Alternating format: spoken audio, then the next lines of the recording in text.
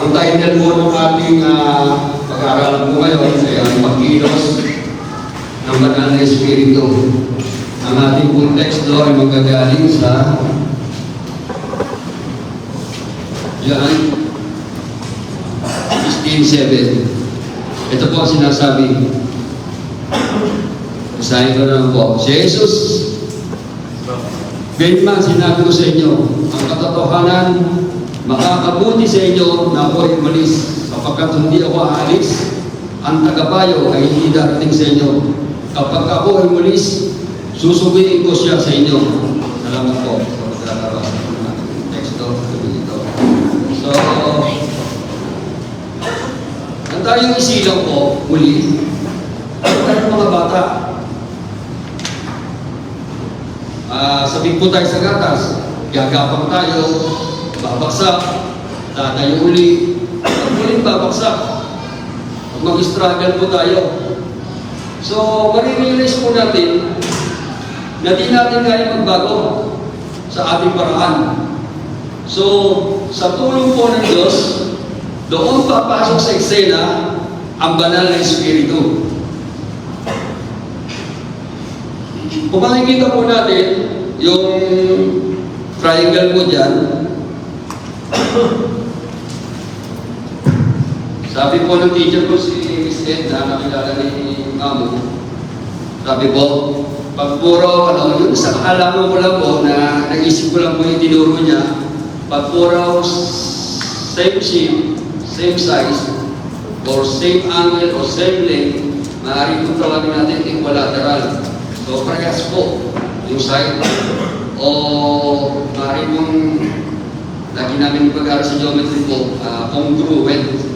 Yung So, kung makikita po natin ang Diyos Ama, Diyos Anak, at ang Holy Spirit ay isang Ama. Pinaninindigan po ng ating church, tatlong persona sa isang Diyos. Tama po ba, Pastor?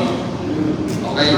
Ilokayan po ni Pastor kasi napaka-delikadong po kasi ito.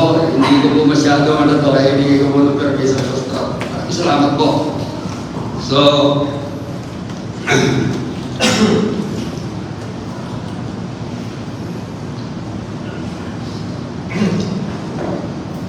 ang tatalakayin po natin gabi ngayon ay ang banal na Espiritu. So, mahirap pong maintindihan. Iisipin po natin. Pero, marami po nagpapatunay na ang banal na Espiritu ay Diyos. Dito po natin makikita na ang banal na Espiritu ay Diyos.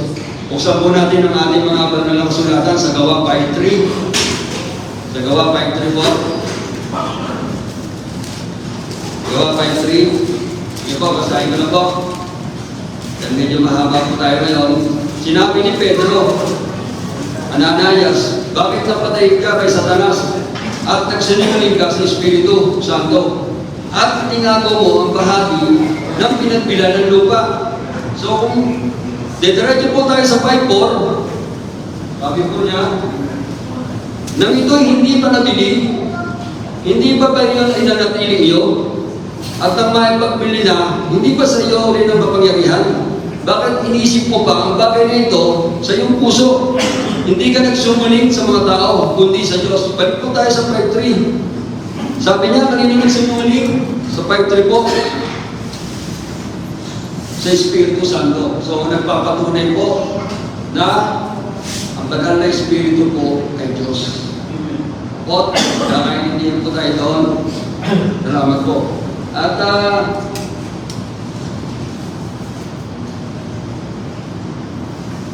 sa mga anak ng Diyos po, ang role po natin ay ginagampanan nito ng banal na Espiritu sa mga anak po ng Diyos. Ang ginagampanan po ng banal na Espiritu, ito po.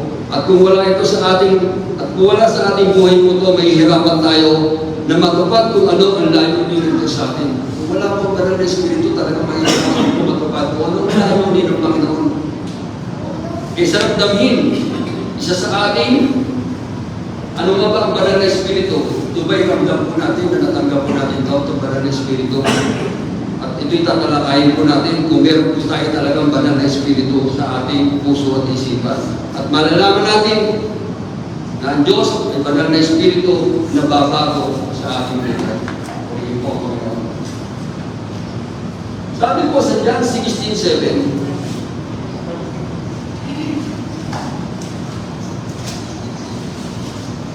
sabi po sa John 16:7, ito po sinasabi. Yung ba yung binasa ko po kanina? Gayunman sinabi ko sa inyo, ang katotohanan makakabuti sa inyo na ako ay umalis. Sapagkat kung di ako alis, ang tagapayo ay hindi darating sa inyo. Kapag ako ay umalis, susubuin ko siya sa inyo. So, kailangan po may mangyari. Kailangan po may maganap. Kailangan po si Jesus ay bumalik po sa Ama. At sinabi din po sa John 14:16, sabi po sa John 14:16, babasahin ko po, John 14:16, sinabi po niya, sabi po, dadalangin ako sa Ama upang kayo bigyan niya ng isa pang patnubay na magiging kasama ninyo magpakailanman. So, kailangan po may mangyari at bumalik sa Ama. Nanalangin po ang Panginoon para sumuhin ito ang pinangako niya sa atin. So, magiging po siyang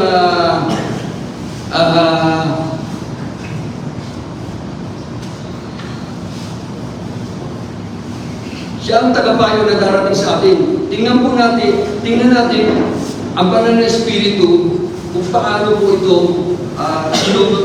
sinugo sa atin. So, sa gawain, mababasa po natin sa gawain,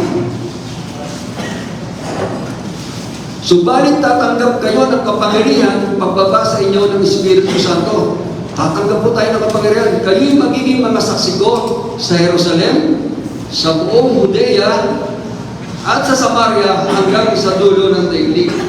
So, magkakaroon po tayo ng kapangyarihan. Ano po ang kapangyarihan? Ano po ang purpose yun? Para baguhin tayo. Para ang ating mga karakter, attitude po, ay babago. Yung po ang malayo ulit. Marami pa po na makatulad tayo at na makahanap tayo sa mga Panginoon Jesus na mga naliligaw. Magagawa lang natin ito dahil sa banal na Espiritu na isinugo niya. Wala dito sa sanlibutan itong banal na Espiritu. Wala po na sa sanlibutan. Kundi po, ito'y nasa atin. Ito'y tinanggap natin. Hindi po ito nakikita sa sanlibutan. Sabi nga po, sa John 14:17, siya ang Espiritu ng katotohanan na hindi natanggap ng sanlibutan. Sapagkat siya ay hindi nakikilala ng sanlibutan. Ngunit, nakikilala niyo siya sapagkat siya ay nasa sa inyo, nasa sa atin. At siya ay nananatili sa atin. Yun po, ang ng banal na Espiritu po sa atin. So, makakamit po natin yung kalwalatian na yan. Sabi nga po, makakamit po natin ang kalwalatian yan, magkakaroon tayo ng pagbabago, at saan po galing yan, yung banal na Espiritu niya yan, hanggang sa maging kalarawan tayo niya, at maging patotoo tayo na ano ang motibo natin para maging tama. Kung tayo mananampalataya sa Diyos, ikaw ay babalik nila lang. Yan po mga susunod natin talata, pero babasahin po natin muna ang 2 Corinthians 3:18. Sabi po sa 2 Corinthians 3:18, sabi po, ngayong naalis na ang talakbong na nagniningning sa ating mukha, ang kalawatian ng Panginoon, ang kalawatian iyan, ang nagmula sa Panginoon, na siyang Espiritu, ang siya nagbabago sa atin mula sa isang antas ng kalawatian hanggang sa maging kalarawan niya. Noong tanggapin po natin ang Panginoon Jesus Cristo, noong tayo po'y manampalataya, meron po ba tayong naramdaman? Meron po ba tayong nakita? Okay, tayo ang nagpakataw, meron po tayong nakita doon sa tao na parang ningning ang kanyang mukha, parang nabago. Meron po nakita, may mga sitwasyon po ganyan. Ikaw po ang tumanggap, nararamdaman niya sa iyong katawan na pumasok tayo ng banal na Espiritu. Iba po kasi, marami na agad kumikilos doon sa loob mo. Marami ka nang tatakbo. Babaguhin na agad ng Panginoon dahil nandun na yung banal na Espiritu na nasa loob mo. Ganyan po, banal na Espiritu. Kaya kung tinanggap mo na ang Panginoong Diyos na yung at nanampalataya ka, sabi nga po, ikaw ay bago na. Sabi nga sa 2 Corinthians 5:7, pagkasabi yung pakibasa ka heart, at yan na yung ating nandiyan po ba si Gab? O Enzo? Enzo, ito. 2 Corinthians 5:17, pakibasa. 2 Corinthians 5:17. Kaya kung makikipag-isa na ang bagong nilalang, wala na ang dati niyang pagkatao. Sa halip, ito'y napalitan na ng bago. Amen. Napalitan na ng bago. Wala na yung dati. Kaya, ando na, napalitan na tayo. Hindi na tayo nasusunod, hindi na lang naman natin. Bagamat yan naglalaban, yung Holy Spirit, lagi ka nang itatama, lagi ka nang igagay. Kaya tinawag siya patnubay natin. So, kung tutusin mo, may mula tayo para sa unang punto na ating pinag-aaralan. Paano ba tayo mababago ng banal na Espiritu? Sabi po, paano tayo mababago ng banal na Espiritu? Sabi po sa Efeso 1:13-14. Kung may makabasa po agad, sige po, okay lang. Efeso 1:13-14. Ito po ang sinasabi. Sabi po sa Efeso 1:13-14, ito po. Sa pamamagitan ni Kristo, kayo rin na nakarinig na salita ng katotohanan ng magandang balita na nagdudulot ng kaligtasan at sumampalataya sa Kanya ay pinagkalooban ng pinangakong Espiritu Santo bilang tatak ng pagkakahiram sa inyo. Bilang tatak ng pagkakahiram sa inyo. Naging anak tayo ng Diyos dahil sa banal na Espiritu, naligtas tayo sa Kanyang biyaya, di sa ating mga mabuting gawa, dahil nagampalataya na namatay si Jesus sa krus at muling nabuhay at umakyat sa langit at iniwan niya ang banal na Espiritu sa bawat mananampalataya sa Kanya. Instant po ito ang tinanggap po natin. So, sa amin po sa Bacau, magkwento po sa Bacau, dahil ako po'y nagbukit, yung mga kalabaw po doon, bihira po yung baka, puro kalabaw po. Yun po, yung para maglagay po ng tatak, yung may bakal po yun, inilalagay po sa apoy. Pinupupulang mabuti yung bakal bago po ilalagay sa may bandang puwitan ng kalabaw para malaman kung kaninong may-ari yun. Ganon po rin tayo. Meron po tayong tatak na inilagay ng Panginoon sa ating buhay, kundi yung banal ng Espiritu na ating tatak. So, kung itutuloy po natin yung basa po natin sa 14,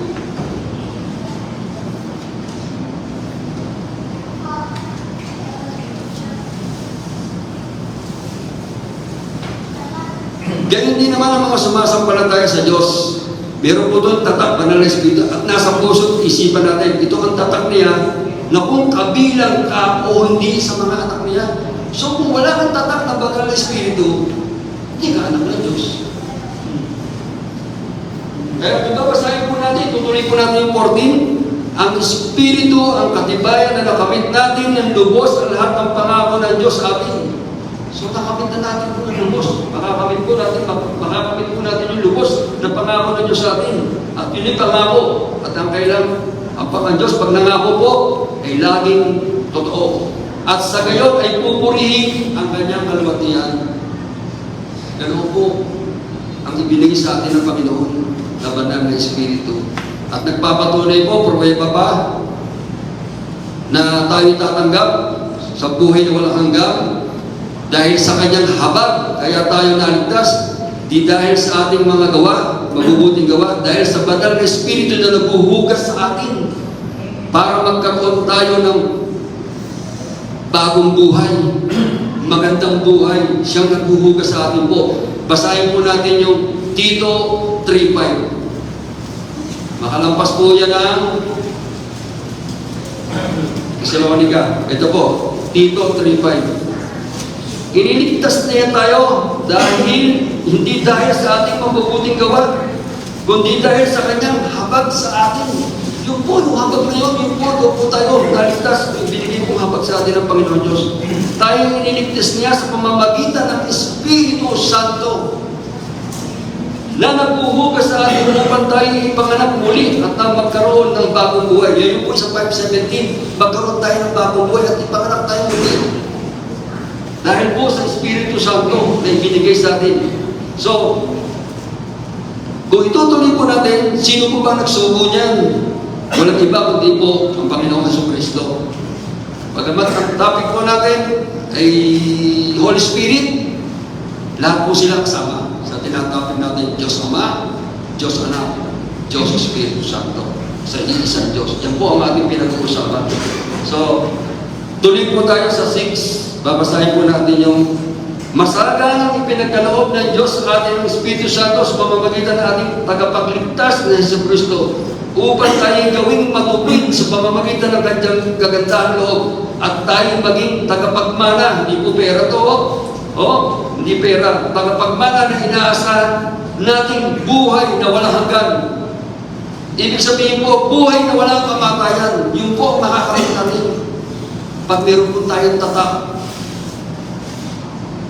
ng Espiritu Santo sa ating puso at isipan, yan po'y buhay.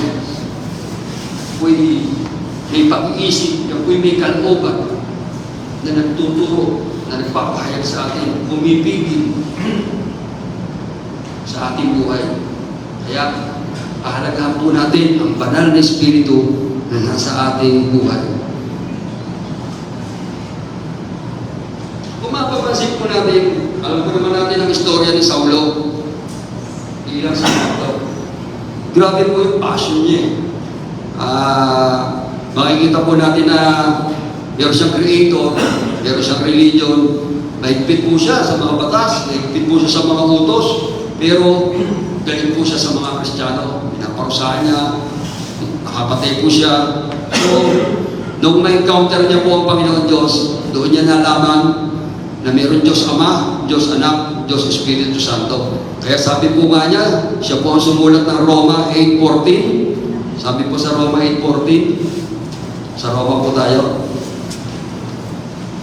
Sinabi niya sa Roma 8:14, ang lahat ng pinapatnubayan ng Espiritu ng Diyos ay mga anak ng Diyos. So, lahat po ng pinapatnubayan ng Espiritu Santo ay anak ng Diyos. Siyempre po,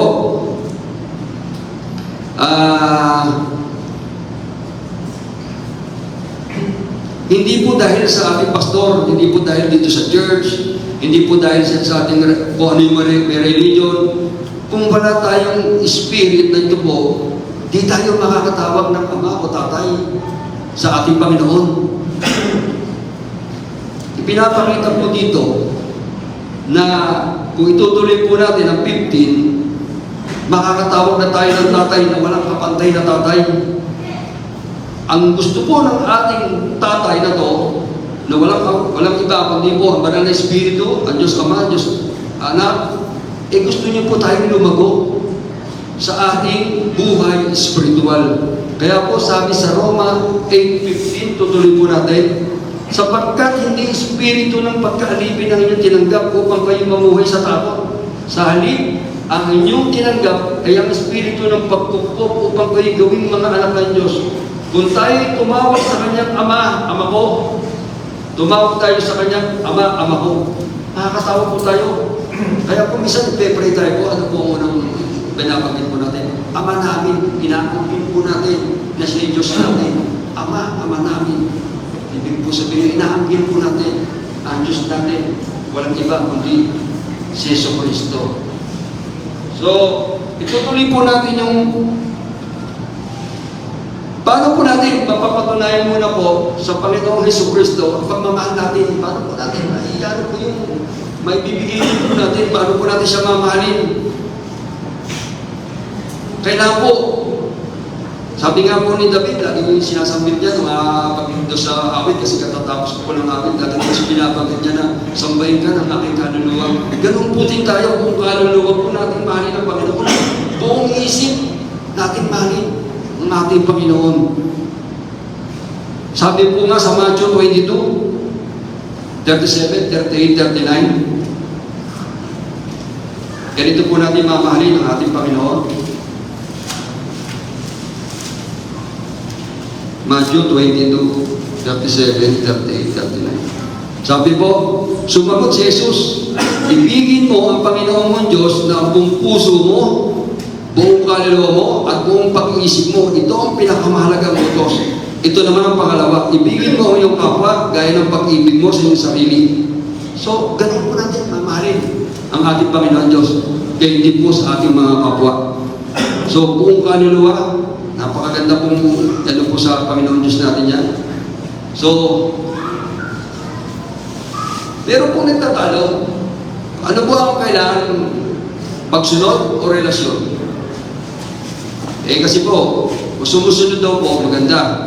Pero hindi. Ang kailangan, meron kang relasyon sa Panginoon Diyos. Kung may relasyon ka sa Panginoon Diyos, tatama yung utos. Yung pagsunod, tatama po yung pagsunod. Dahil kung pagsunod lang ang ginagawa mo at wala sa iyo ang Panginoon sa relasyon mo, eh mamamali ka. Kaya kailangan merong Holy Spirit na tatama. Sumusunod ka, may relasyon ka, yun ang tama. Hindi po yung pagsunod lang. Kaya mahalaga po, meron tayong relasyon. So, pag meron po tayong relasyon sa Panginoon Diyos, marami po tayong mga dapat hindi gawin. Hindi mo lulukuhin ang iyong asawa. Hindi ka magdaraya sa oras ng trabaho. Hindi-disciple mo yung mga anak mo. Papahalagahan mo ang taong alam mo na maganda ang motibo. Marami pong bagay na pinapagawa ang Panginoon Diyos sa atin. So, at ang banal na Espiritu po, ang magtuturo sa atin yan. Kaya itutuloy po natin yung Roma kanina sa Roma 8:17. Ito po. At yamang mga anak tayong mga tagapagmana ng Diyos at kasamang tagapagmana ni Kristo, sapagkat kung tayo kasama niya sa pagtitiis, tayo makakasama niya sa kalwalatian. Nakakasama po tayo sa kanyang kalwalatian. Binanggit po rito ang Panginoon Diyos, binanggit po dito si Kristo, meron po tayong pagtitiis. At ang ating pong pagtitiis, ang magiging bunga po ay makakasama tayo sa kanyang kalwalatian. Ganoon po, mangyayari po. Pag ang banal na Espiritu po ay ating napahalagaan. So, saan po ang banal na Espiritu? Sabi sa iba, ang banal na Espiritu po ay sabi po, ang banal na Espiritu po ay konsensya. Sabi po ng iba, naranasan po kasi ng kapatid ko, bago-bago pa lang sila sa Amerika, pumasok siya sa isang church, dahil gusto niya makapag-church na. Sabi po ng pastor, ang banal na Espiritu po ay konsensya. Gusto niya nang umalis. Pero hinintay niya dahil ayaw niya maging bastos, tinapos niya yung service bago hindi na siya bumalik doon. So hindi rin po siya hangin, hindi rin siya gas. Ang banal na Espiritu po, may pag-iisip, may kalooban, at pwede siyang masaktan. Pwede po siya masaktan. Pero pag nakakagawa po tayo ng mali, di po siya nagagalit sa atin. Pero nasasaktan natin po ang kalooban ng Diyos. Nasaktan po natin. Kaya po, ipinaiintindi ng Panginoon ang kanyang mga salita daw po sa Bible. Paano tayo hihingi ng tawad pag tayo po nagkakasala? Ano po ang paraan para tayo laging ang banal na Espiritu ay ating ninanamnam o ang banal na Espiritu ay naghihatay sa atin para ito'y ating pakainin din. Ano yung papakain natin? Dahil lagi tayo nagbabasa ng Bible. Nararanasan niyo na ba pag yung tayong mga anak ng Diyos, tayong mga may banal na Espiritu, yung bang kahit sa araw hindi ka nakapagbasa, parang hindi ka makakali. Meron ba kayong feeling na gano'n? Parang hindi ka makakali. Gusto ko na. Talaga magbabasa ka kasi ando na yung banal na Espiritu eh. Kaya kailangan mo magbasa. Hindi po ang araw mo kung hindi ka magbabasa ng Bible. Kaya po ito ang tunay. Nandito po lahat. Ito po. Nandito po lahat ang kapangyarihan ng Panginoon Diyos. Matututunan natin. So, kung babasahin po natin ang 2 Timothy 3:16,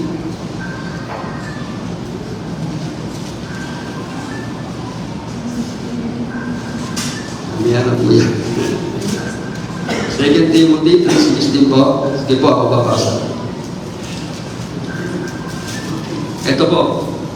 Ang lahat ng kasulatan ay kinasihan ng Diyos kapag pakinabang sa pagtuturo ng katotohanan sa pagsaway sa kamalian, sa pagtutuwid sa likong gawain, at pagsasanay para sa patuwid na pamumuhay. Nakita niyo po?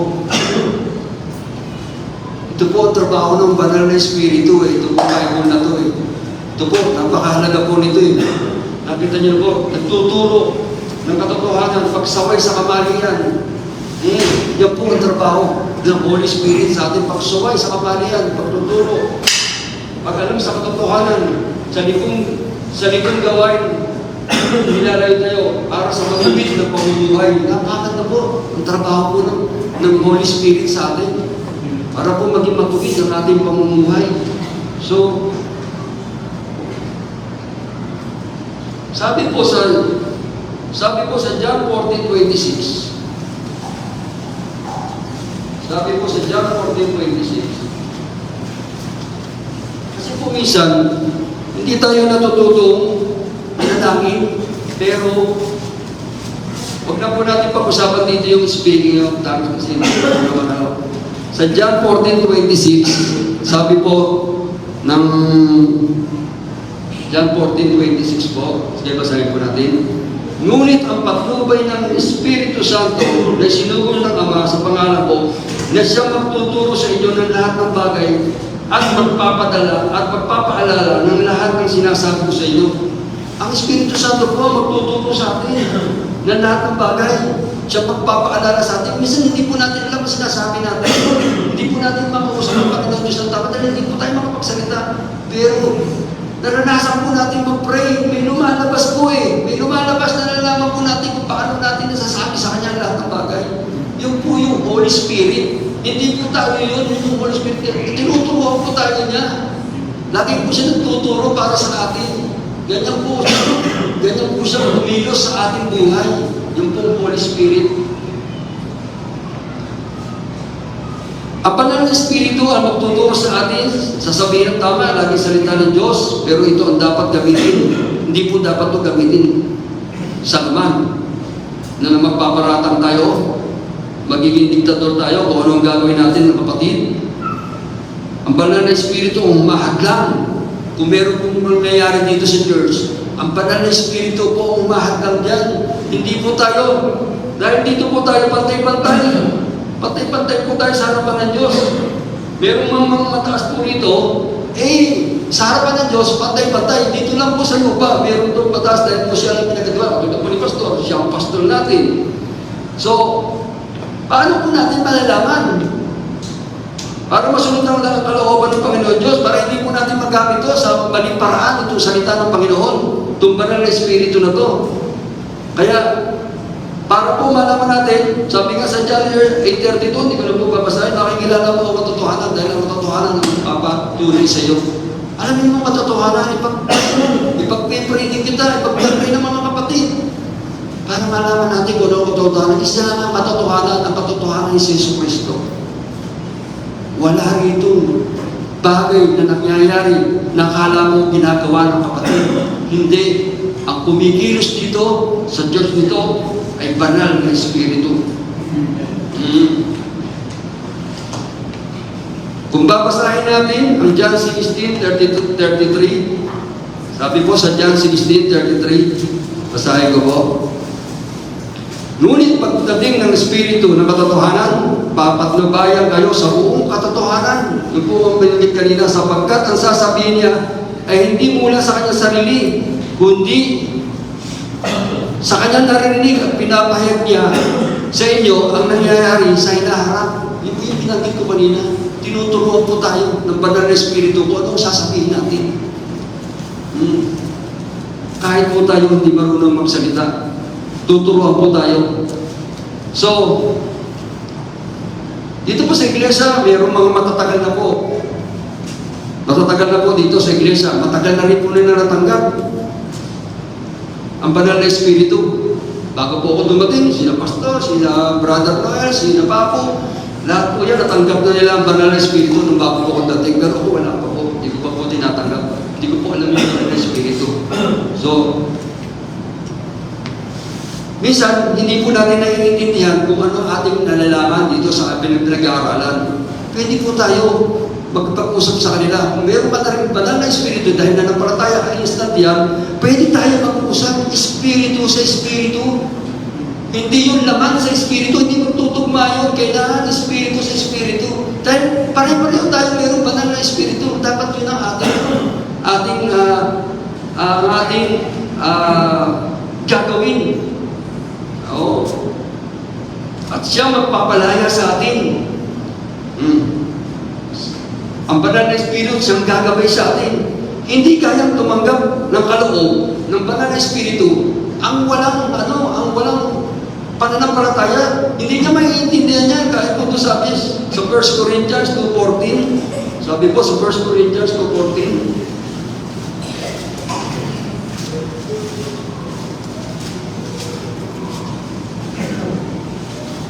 Sabi ko, ang tinanggap natin ay hindi ang espiritu ng sanlibutan, kundi ang espiritu na mula sa Diyos upang maunawaan natin ang mga kaloob niya sa atin. So, ano pa yung espiritu ng espiritu ng sanlibutan? Ang dami po, naglipat na po yung espiritu ng sanlibutan sa labas. Dito po, wala na. Concentrate po tayo sa ating Panginoon Diyos. Ito po ang binigay sa atin, espiritu mula sa Diyos upang maunawaan natin ang kaloob niya sa atin. Yun po ang gamitin natin para maunawaan natin. Pag may kausap po tayo sa labas, pray. Hindi po nila alam talaga kung ano yung espiritu. Alam nila ay espiritu ng sanlibutan. So, magbibigay po ako ng isang example po. Mabago lang po ito. Kung nagbigay po ako ng perfume o chocolate sa isang may asawa po dito, hindi na po birthday o walang okasyon, dahil gusto ko pong bigyan, ibibigay ko po ba? Hindi po dapat. Ang pagbibigay ko po yung may asawa ko. Kasi balak namin siyang bigyan. So ano po ang pinapadarama ko ng banal na espiritu kahit mababaw lang po yun? Respeto. Una po, respeto. Pangalawa, ang Diyos na kayo siyang nakapasok ba si Satanas sa sitwasyon na yun? Hindi po. Kasi po mayroong paraan si Satanas na maaaring baguhin yung isip ng pinagbigyan at saka yung nagbigay. Kaya po, pakunan pa lang doon sa banal na espiritu, hindi. Asa ko magbibigay? Respeto yun. Sa banal na espiritu, respeto sa binigyan. Yun po, at saka respeto doon sa asawa ng binigyan. Ganoon po kumilos ang banal na espiritu. Mabago lang po, pero kumikilos po siya. Hindi pwede makakilos. Dapat si Satanas, pag ang banal na espiritu yung nasa atin. Ganoon po dapat ang ating maging example. Kaya, minsan iisipin po natin na kaya po minsan nakapagsasalita tayo, ang banal na espiritu, lagi po natin palawigin. Minsan naiisip po natin, hindi kayo naapektuhan ng mga anak niya? Hindi kayo naapektuhan ng kanyang asawa nagsisisi? Marami po mga dapat tayong isipin. Minsan, naiisip ko, kamusta na kaya si Brother Larry? Kamusta na kaya ang pa niya? Ganoon po ang banal na espiritu. Dahil ang mga kapatid natin, tayo nagpapaaral sa isa't isa. Kamusta na kaya si Brother Noel doon sa kanyang kalalagayan, sa kanyang COVID? Nag-aalala ka. Dahil yung banal na espiritu, sabi nga ng Panginoon, ibigin mo niya o isa't isa. Ganoon naman po talaga tayo. Kaya, laging kumikilos ang banal na espiritu. Kaysa iba ang pumasok sa isipan mo. Kasi, napag-aaralan po natin yan, minsan, nandito ka na nga sa harapan, may pumapasok pa sa ibang isipan mo Ang banal na espiritu, palawigin natin, isipin natin, mga kapatid natin sa iglesia, napakasarap nang gawin yung gano'n. Dahil pinauutos ng Panginoon Diyos yun, isipin mo. Nawala ka ng isipin, na yung pinapasok ng diablo sa isipan mo. Ganyan po, iisipin po natin kung sino po pwede natin tulungan, pwede natin i-advise kung paano po. Kaya po, natutuwa ko pag nagagamit po tayo ng Panginoon Diyos para sa mga bagay na yan dahil mismo po ang Espiritu ang kumikilos doon. So, sa pagpapatawad po naman, kailangan po yan, marunong tayo magpatawad. Dahil po yan ang gusto ng banal na Espiritu. Pastor Bebeng ko ito sa natutunan Si Pastor Babena, ang mga ko, sinuko niya muna ang lahat ng kanyang suliranin doon sa kanyang problema. So, ang pagpapatawad ay nasa Mangangaral 3 verse 1 to 8 yata po. May panahon din, sabi niya sa akin, may panahon din. At naniwala ako sa pastor, dumating din yung panahon na yun, nakapagpatawad siya. Struggle siya noon, nag-iisip, pero ang ganda-ganda ng sagot niya, talagang galing sa Holy Spirit ang sinagot niya sa akin. Hindi ko palilimutan yun. Kaya, may panahon. Pag nakita na natin ng mukhaan na siya nagbago na. Kaya, may mga Bible study kami. May tuwiran talaga. Direct to the point, to si Brother Noel eh. Kung di mo na gagawin yan, mga bagay na yan. Minsan hindi naunawaan kasi bakit hindi naunawaan po? Kahit inihahayag niya. Bagamat lumalabas po sa bibig ng nagsasalita. At kung hindi naunawaan, wala po sa kanya ang banal na espiritu. Dahil nasa sanlibutan pa siya. Banal, espiritu ng sanlibutan ang kanyang hawak. Hindi espiritu santo na ibinigay po sa atin ng Panginoon. Mahalaga po, may bubukan ng ating bibig at dila. Huwag natin ipaghati ang banal na espiritu. Mahalaga po yan sa atin. Sabi po nga sa Efeso 4:30. Sabi po sa Efeso 4:30.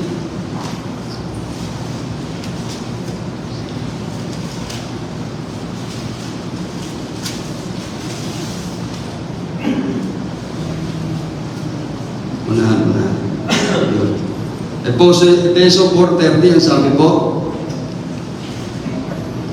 At huwag ninyo saktan ang kalooban ng Espiritu Santo sapagkat siya ang tatak ng Diyos sa inyo. Tatak na naman po ang Diyos.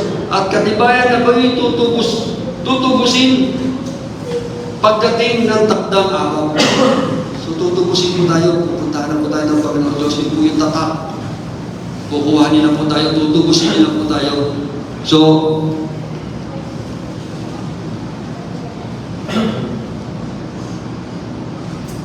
ang tanong po, dalawa po kasi ang tanong ko rito, hanggang sa hulihan po bago tayo matapos.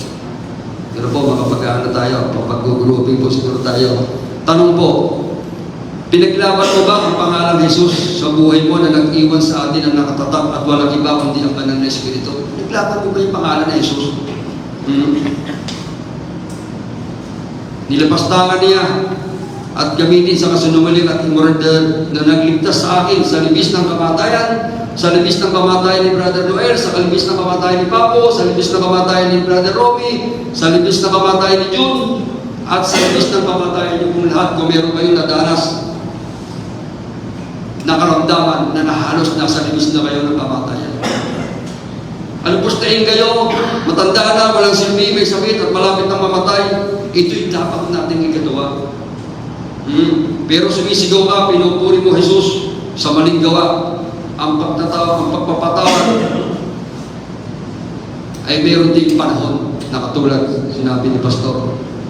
So, sabi po ni David, huwag mong lapastanganin ang Diyos ng Israel na siyang humawak sa akin sa kamatayan, sa libis ng kamatayan. Kaya, isa po talaga, ang tendency ko po talaga, pag ang pangalang Jesus ang iyong nilaspatanan sa harapan, hindi po ako makapag-control, nilalabanan ko po. Twice na po nangyari sa akin yan, nilalabanan ko po. Talagang minsan po kung mapunta sa physical, pero hindi po dapat, pero nilalabanan ko po. Tinatanong ko po talaga kung sino po yung Jesus na sinasabi niya. Kaya po, sabi nga po sa awit 23:34, dahil po ito'y katatapos ko lang na pag-aralan po. Ito po ang aking devotion, itong mga nakaraang buwan. Sabi po sa awit 23:3-4.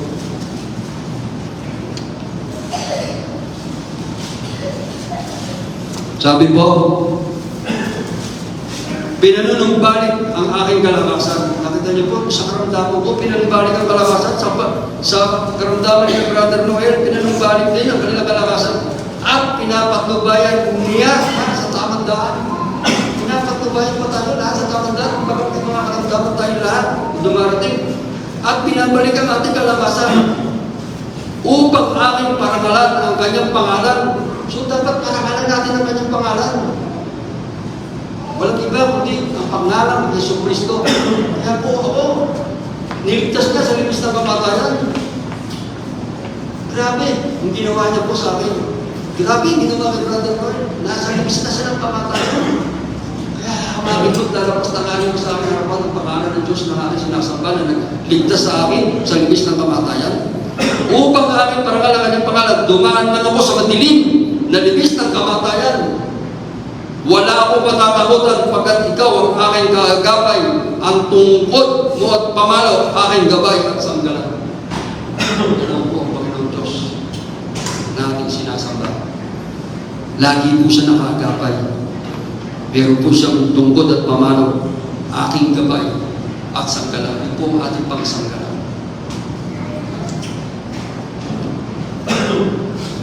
Siguro po, sa isang loobin po ni Lord, meron po tayong part 2 tungkol dito po, pero dito na po ako tatapusin ko na to.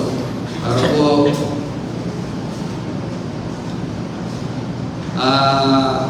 makapag-grouping po tayo. Ito na po.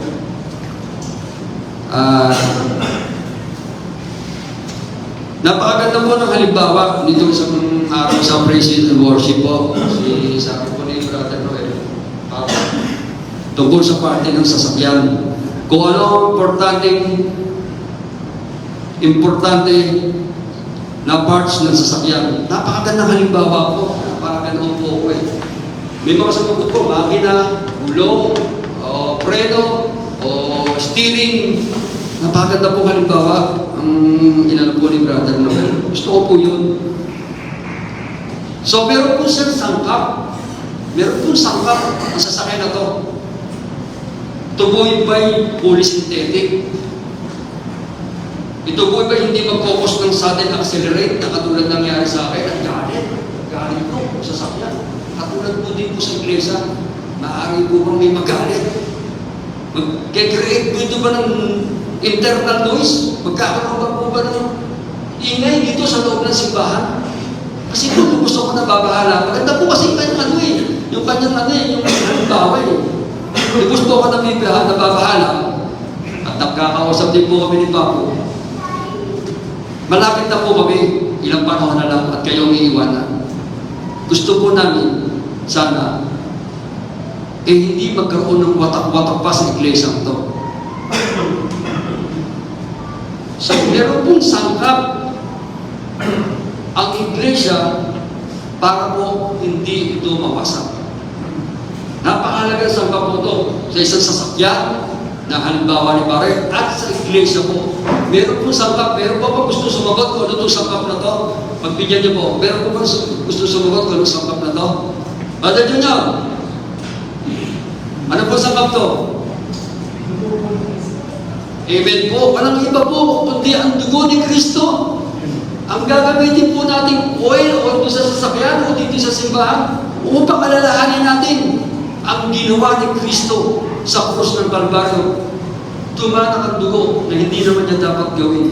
Lagi po natin iisipin, kaya po tayo tinubos po tayo sa kasalanan, nakalapit po tayo sa kanyang harapan, tinanggal na po ang talakbong, mismo po tayong harapan, nakakapanalangin sa Panginoon Diyos. Ito po ang sasabihin ko po sa inyo dahil malapit na rin kami mawala, kami may edad na, sa mga iiwan. Ang dugo ni Kristo, walang iba, kundi siyang inyong pagtitibayin para ito'y maging matatag ang iglesyang ito. Hindi po tayo pwede mga nagpaparinig, mga gagamitin salita, o magkakaroon tayo ng grouping, bago sa grouping, hindi yung pinapansin. Hindi po pwede, hindi pwede gano'n. Hindi po pwede gano'n. Alalahanin po natin. Iisa rin tayo dito. Kung paano iisa Diyos Ama, Diyos Anak, Diyos Espiritu Santo, kung paano isa dito, isa rin po tayo dito. Isang sasakyan lang din po tayo, lahat gumagana, lahat po may parte tayo. Kaya po paalagan natin ang dugo ng Kristo na siyang sangkap ng iglesia ito. At sinabi po ng Panginoon, ang sinimulan niya ay ganyan tatapusin, sabi po sa Filipos 1:6. Kaya po ang sinimulan sa atin ng Panginoon ay kanyang tatapos. Thank you, Father Lord. Thank you, Jesus. Thank you, Holy Spirit.